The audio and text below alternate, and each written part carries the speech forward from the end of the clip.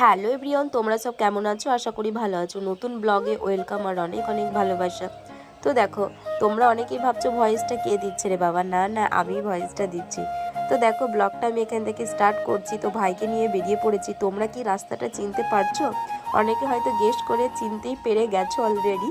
তো তোমরা কমেন্টে জানাবে যে এই রাস্তাটা কোথায়। হ্যাঁ, তো এই রাস্তা দিয়ে যখন যাচ্ছি না, মানে আলাদা রকম ফিলিংস কেন আসে তোমাদেরকে বলি।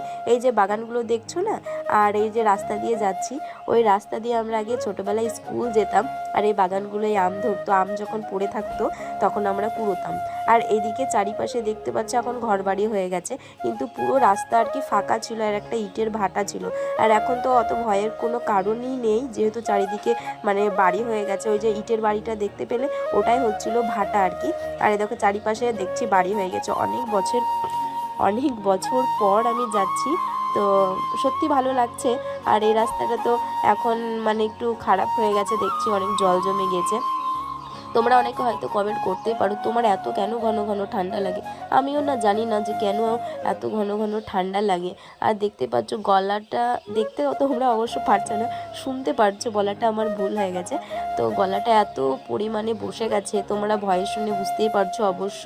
তো আমি তাই বলছি, দেখো কত দোকান হয়ে গেছে এই পাশগুলোতে, বেশ ভালো লাগছে। তো আমরা যাচ্ছি এখন হাতিনগর, মানে আমরা যেই স্কুলে পড়তাম আর কি 5 থেকে 12 পর্যন্ত, আমরা সেই স্কুলে যাচ্ছি। মানে একটা আলাদা রকম ফিলিংস আসে। তাই ভাইকে বলছি, যাচ্ছি যখন চল তোদের সাইডের স্কুল দিয়েই যাই। তো ভাইরাও এই স্কুলেই পড়তো। তোমরা কি দেখে চিনতে পারছো? সত্যি বলছি, অনেক বছর পর যখন দেখছি না, সত্যি মনটা ভরে যাচ্ছে একদম।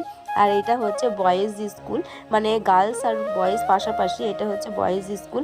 আর আমরা আগে হাঁটতে হাঁটতে এই বয়েজ স্কুলের পিছনে আগে স্পোর্টস খেলা করাতো, তখনই আমরা বয়েজ স্কুলের ভেতরে ঢুকতাম। ওখানে অনেক রকম দুর্গা পুজোও হয়।